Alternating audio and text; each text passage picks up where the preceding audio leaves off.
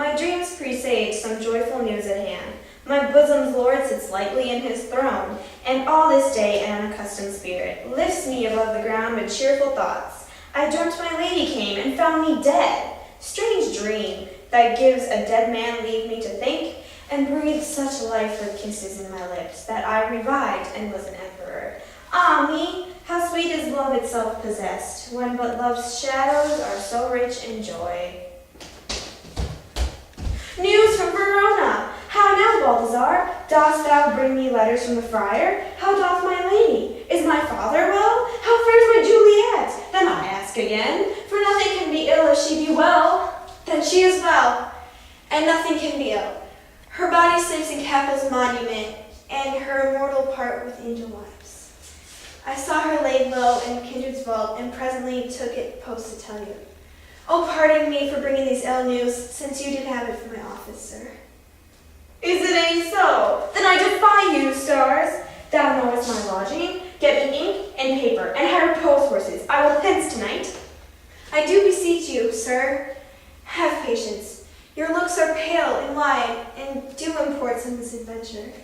Tush, thou art deceived. Lead me into the thing I bid thee do. Hast thou no letters to me from the friar? No, good lord. No matter, get thee gone, and hire those horses. I'll be with thee straight. Well, Juliet, I will lie with thee tonight. Let's see for means. Oh, mischief, thou art swift to enter into thoughts of desperate men. I do remember an apothecary, and hereabouts dwells, which late I noted, in tattered reeds, with overwhelming brows, culling of simples, meager were his looks.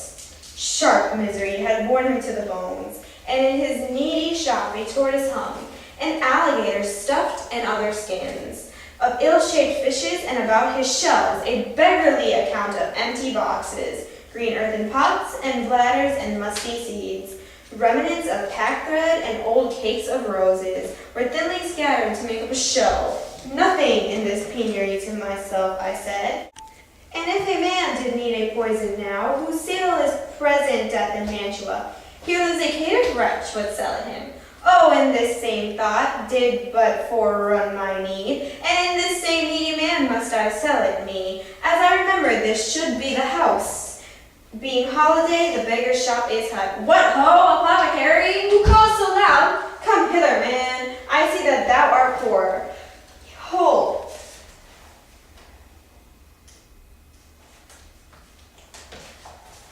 There's 40 ducats. Let me have a dram of poison, such soon speeding gear, and they will disperse itself through all the veins of the life-weary taker may fall dead, and that the trunk may be discharged of breath, as violently as hasty powder fired, doth hurry from the fatal cannon's tomb. Such mortal drugs I have, but Mantua's law is death to any that utters them. Art thou so bare and full of wretchedness, and fears to die? Famine is in thy cheeks, need and oppression starveth in thy eyes. Contempt and beggary hangs upon thy back. The world is not thy friend, nor the world's law. The world affords no law to make thee rich. Then be not poor, but break it, and take this. My poverty, but not my will, consents. I pay thy poverty, and not thy will. Put this in any liquid thing, you will, and drink it off. And you have had the strength of 20 men, it would dispatch you. There is thy gold, worse poison to men's souls, doing more murder in this loathsome world than these poor compounds that thou mayest not sell. I sell thee poison, thou hast sold me none. Farewell, buy food and get thyself in flesh. Come cordial and not poison go with me, to Juliet's grave, for there I must use thee.